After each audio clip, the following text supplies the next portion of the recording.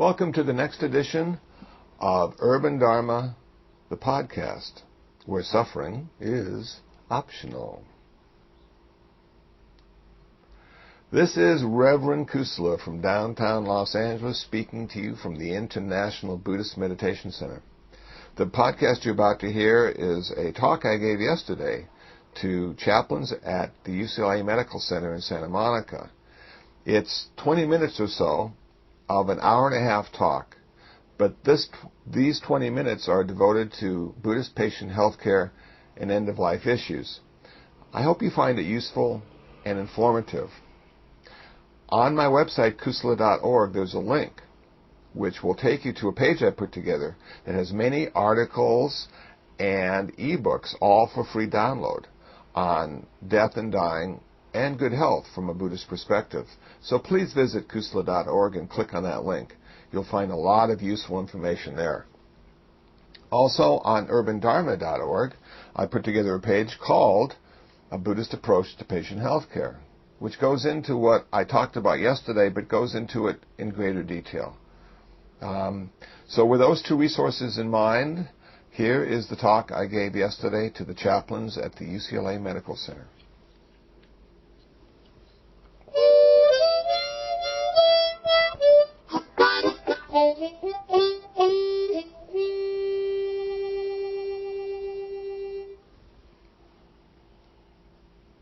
You can see if someone is really sick and someone is dying, and the meditator goes through this whole sort of process of, impermanence and unsatisfactoriness and not self, and applies it to themselves, well, then they'd have to say at some point, who's dying? Who's sick? Is there anybody there who can be sick? Is there any sickness that exists independently out there? Am I a victim? So, having laid the foundation now to what I'm about to say, I'm going to talk a little bit now about Buddhist patient care and how I approach it. And I find one of the problems with being sick or dying is that we feel like a victim. It shouldn't happen to us. I have a friend named Mary, and Mary works in a hospice in Northern California. And in one day she lost 5 patients. Now, you might think, well, they're in a hospice, though. So, it's not unusual to lose patients in a hospice. But she said the miracle was not one of the patients thought today was the day. And ain't that the truth? When we all got up this morning, did we think today was the day? And if we did think today was today, would we do things a little differently with our last day on earth? Do we have some issues that we needed to sort of, resolve and close up? Maybe send that last payment off, so there wouldn't be any hard feelings, or maybe not send the last payment off if this is the last day. Hold a credit line. Or just go up to the credit line. And just enjoy all those things we think we own and then die. So when I see a patient, I'm thinking, okay, my job is to not have them be a victim, but have them be a victor. My job is really to give them something to do. And Buddhism, for me, more than anything else, is not being a Buddhist, but it's doing Buddhism. It's not about who we are, it's about what we do. So I need to give the Buddhist patient something to do. And the first thing I need to give the Buddhist patient is a reason why they're not a victim. And we're oftentimes a victim because we can see one thing that caused our dilemma. Now, what's interesting about the tsunami, and maybe even the hurricane that hit New Orleans, is religious people came out and said, very important Buddhist person said it was their karma. That's why it happened. And I heard a Christian minister say it was their sin. And that's why it happened. Now, I disagree with both of those. Because in Buddhism, it never happens because of one thing. It never happens because of karma, and we don't have sin. But if we did, and we had a divine being, that wouldn't be the only reason as well. So in early Buddhism, we find the 5 cosmic reasons why stuff happens. So my job, first of all, is to allow them to sort of reflect on the 5 reasons stuff happens. The first reason stuff happens is natural cause. Earthquakes and floods, gravity. These are sort of like natural things that occur because of, planets and the universe and orbits and the ever-changing climate we live in. So can we blame the hurricane? Did the hurricane intend to kill us? Did the hurricane intend to take our home from us or our livelihood from us? Well, we can't really say the hurricane or the earthquake has any intention at all. It's a natural cause and consequence of living on the earth. So one of the reasons stuff happens is because of natural causes. The second reason stuff happens, according to Buddhism, is because of genes and chromosomes, or biological makeup. Some people may be prone to certain types of cancer because of their genes and chromosomes. Some people may be, programmed to die young or to live to be rather old. Some people, are, because of genes and chromosomes, may, get Alzheimer's and may not. We don't know. But there's, the nurture and nature aspect of this biological organism we call ourselves. And so Buddhism, early Buddhism in particular, would say that the first two reasons stuff happens is because of natural cause and because of biology. Now, the third reason stuff happens is because of karma. And this is sort of the ethical cause and consequence, the moral aspect of why stuff happens. If I had been more skillful, if I hadn't taken that last drink, I might not have gotten into the accident, and now I have a DUI on my record. So we could apply the sort of moral aspects of karma, cause and consequence, to why stuff happens too. So the car accident may not have been biological, it may not have been natural, it may have been simply we were stupid and did something dumb, and those were the consequences of our stupidity. So that's the third reason stuff happens. The fourth reason stuff happens is because of religion. In our case, we call it dharma. But our religious practice changes why things happen in our life. So we have certain things that we do to make things happen in a good way. We might chant or meditate or, have devotion towards the Buddha or the Bodhisattvas. And that allows our life to change in a positive way. So every religious practice, according to Buddhism, does change the way we think, does change what we say, and does change what we do. So it affects our life. The fourth, or the fifth and final reason why stuff happens according to this model is because of mind. Our mind creates a lot of stuff. Our mind can take a neutral situation and turn it into the biggest drama of our life. And because of our mind, we might say and do something that would be unskillful and would have consequences as well. So when a Buddhist patient ends up in the hospital, some of those 5 reasons, not all of them, and not only one, are the reason they're there. And for me, that allows them not to feel like a victim. That in some cases, there's nothing I can do about the hurricane. There's some cases, there's nothing I can do about my genes and chromosomes. There may be something I could have done about my karma. There may be something I could have done about my religious practice. And when it comes to my mind, well, do I need counseling? And how long does that take? Should I have seen the signs arising? Or could my religious practice have affected my mind in a certain way? Could my karma have affected my mind? So now the patient has this to work with. Okay, so it's not one thing. That's not why you're here. Is the patient going to get better, or is the patient going to die? Only 2 ways you can go. Once you get sick, you only got 2 options. Getting better, or you're going to die. If the patient is going to get better, the choices they make directly affect their health. And the Buddhist practice, more than anything else, is designed to give them clarity and awareness of their present moment situation. So, what would the Buddhist monk or nun do for the Buddhist patient? Encourage them to practice. This opportunity that they have is an opportunity to see the reality of their life in this very present moment. And if they can come to a place of balance and equanimity, giving up the pleasure, giving up the pain, giving up the happiness, giving up the sadness, they can look with even a greater sense of clarity at their situation and perhaps make good choices based on information from the experts. You guys, the doctors and the nurses. All the healthcare professionals are there to share advice, to give them options, and now the Buddhist patient has to choose and decide for them what they want to do and what they don't want to do. And if it's based on clarity, if it's based on a deeper understanding of the existential reality of being a human being, those choices may be more skillful. If the patient isn't going to live, if the patient is going to die, we need, as a Buddhist clergy, to encourage them to die well. Because we have to die in order to live again. So our death is not a failure, according to Buddhism. Our death is simply part of the process of rebirth.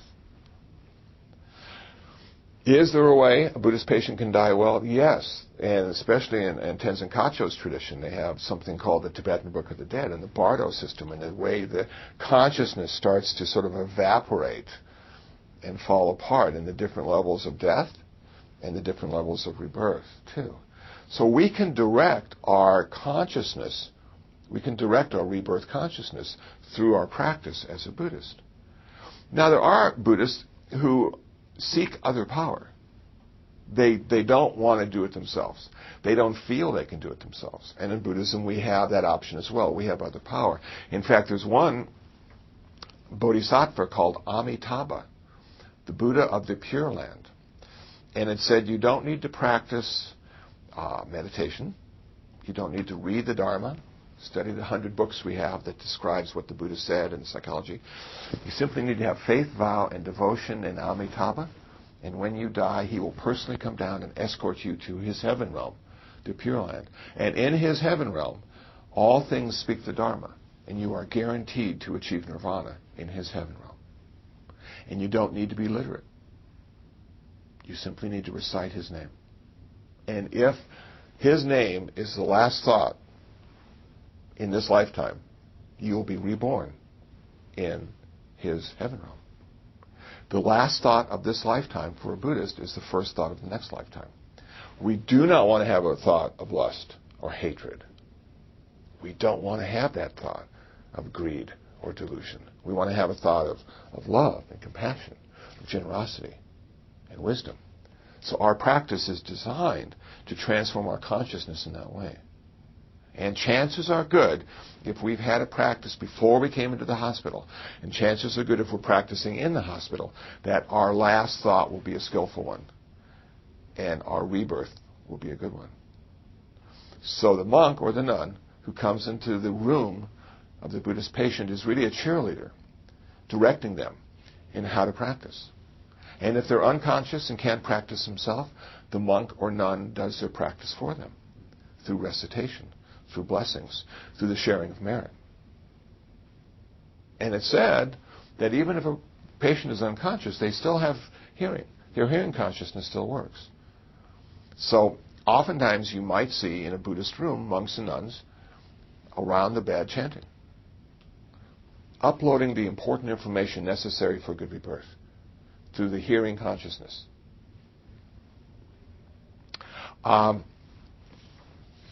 Let me just share with you something I found online. This is from the University Virginia healthcare system. And this is what they say about chaplains dealing with Buddhist patients. First of all, an overview of health and illness.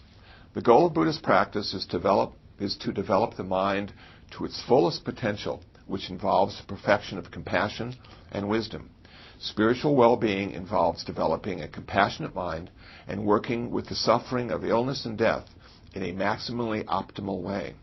Buddhist clergy, as well as lay practitioners, are available to assist those who are interested in these practices.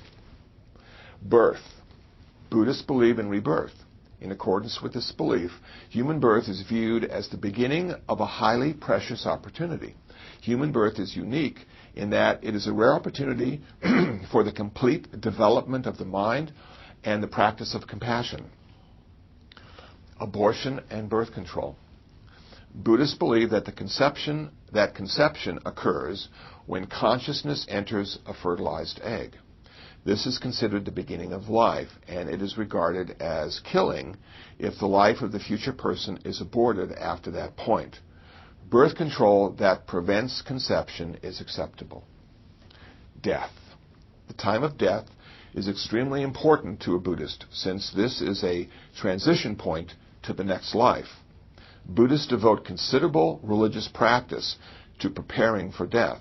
It is very important for everything possible to be done to provide as much peace and quiet for the dying person.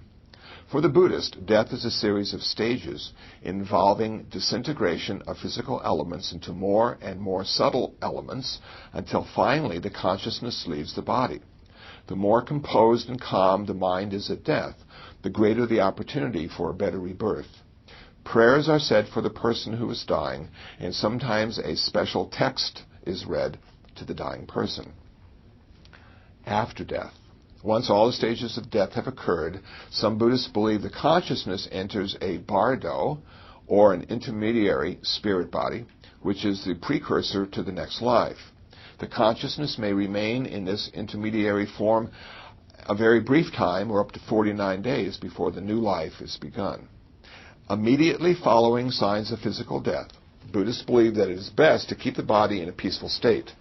Traditionally, the body is taken to the home, and for a period of 3 days or so, the body is not touched and extensive prayers are said.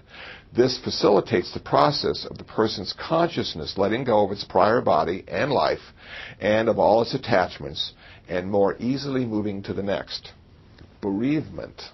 At the time of and following the death of a loved one, particularly in the first 49 days, prayers are said for the person to achieve a most auspicious rebirth. Buddhists also meditate on the truth of impermanence, a key Buddhist teaching, as a precious loved one leaves this life. Dietary regulations.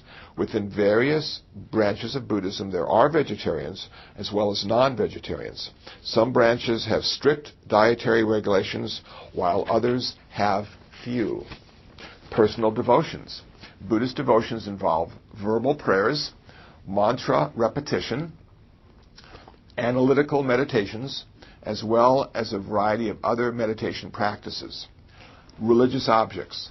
Common religious objects involve prayer beads and images of Shakyamuni Buddha, as well as other Buddhist deities.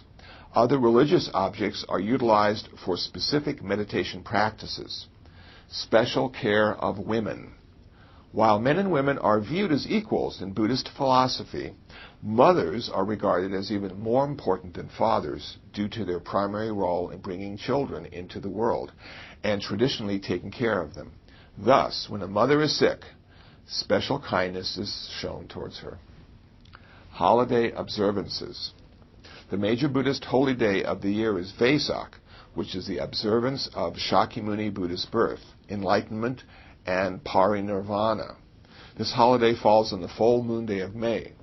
It varies from year to year as it is determined by a lunar calendar.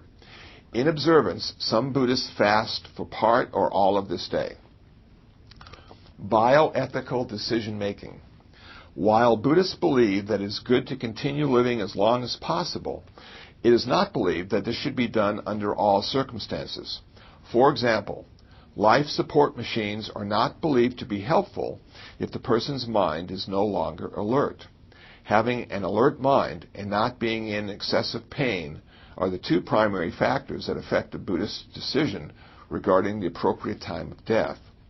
Once the conditions are quite difficult, it is believed that it is better to die. Allowing the person to die in a natural, peaceful manner is considered more essential. Privacy and space. A quiet and peaceful atmosphere is most beneficial when one is sick or dying. This allows for the sick person to rest better, as well as to practice meditation and prayer. Visitors, connecting with the community. Maintaining a calm and peaceful atmosphere for the sick person is the essential aspect. Ethnic, language, and cultural sensitivity. Maintaining a positive, caring attitude when interacting with the patient is the traditional cultural norm. I'll give that to you, okay? Thank you. And so this was like really a lot of stuff. Yeah. And so you may not even have any questions because you can't figure out what the answer might be or why it would be necessary at this point. But what I hope to share with you today was the fact that Buddhism is unique, like all religions, and there are ways that chaplains need to approach a Buddhist patient that may be different from approaching a Christian patient or a Muslim patient or a Jewish patient or a Hindu patient or whatever. That I would encourage you, in fact, not even to pray for the patient in front of them, but if you feel a need or desire to pray for them out of their sight so as not to confuse them. And some people say, well, how do you approach a Buddhist patient? How do you know what kind of Buddhist they are? Well, I ask them, what kind of Buddhism do you practice? What culture do they come from? If they're not a Westerner, are they Thai or Chinese or Japanese? And if that be the case, I work very hard on finding somebody from their cultural Buddhism to come and visit them. Because it's been my experience when somebody is sick or dying, they want to hear their own language. They don't want to have to translate. They want to have someone who understands their culture so they don't have to translate again and be sensitive to the issues of that person. If they're a Westerner, I feel more than comfortable going in and speaking to them about Buddhism because I was born here and I have some of those cultural reference points that might be useful in giving meaning to the experience of being sick or to the experience of dying. But each culture has their own reference points, don't they? So for a Buddhist patient, it can be sort of tricky. So I find out what culture they come from, what kind of Buddhism they practice. Now, even if they're Thai Buddhist, there are many kinds of Thai Buddhism. They're not all the same. So do they have, like I guess Methodists and Lutherans, different kinds of Methodists, different kinds of Lutherans. And a lot of Lutherans think they have the best kind of Lutheran Christianity, and a lot of Buddhists think their Buddhism is the best. It seems to be part of being human. So I find out what they need, and then I go and see if I can get it for them. It's all about the patient for me. They're in charge. What do they need? How can I make their life better? Or how can I make their death better? What do they need from me? And if I listen carefully, I'll hear what they need from me, even if they can't put it into as a sentence or a paragraph. And I'm sure you all know, as you walk into the room, sometimes you simply need just to sit and listen because the patient has something to say. And none of the other healthcare professionals had the time or the inclination to sit down and listen. And so as a chaplain, it seems in some cases we have time on our side, and we can just simply sit and be present with them. And I find sometimes, if permission is given, simply a touch, another human being touching someone, that connection has been established, that they're not in this alone, that we all have to go through this. They're not the only one who's ever been sick. They're not the only one who's ever had to die. We all have to face this. And so, how can I help you face yours? How can you help me face mine? When I'm not different than the patient is. I'm not excused from that, from getting sick or dying. So as I approach the patient, I try to get my mindset in place before I go into the room. If I go into and speak at a public high school about Buddhism, I get my mindset, teenagers, keep it entertaining. But now, we're talking serious stuff. There's nothing fun about being sick, as far as I can tell, nothing fun about dying. So this is the big deal. This is what all that religious practice is about. This is when the payoff comes. This is when the merit is spent. So how am I going to help them spend their merit correctly and practice correctly and come to a place of acceptance with the way things are? That's tough. So I listen, I look, and I feel, hopefully with mind and heart.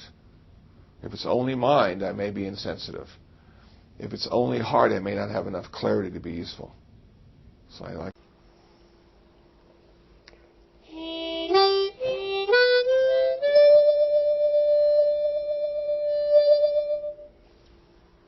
Well, that does it for this podcast. I hope you found my presentation on a Buddhist approach to patient health care, interesting and informative. Please remember there are other resources on my websites, kusala.org and urbandharma.org, that you can access. And I'd like to leave you with this quote until the next podcast. One of my favorite quotes, the author is unknown, goes like this: "Good health is simply the slowest way a human being can die." Until next time, be happy, be peaceful, and most of all, be free from suffering.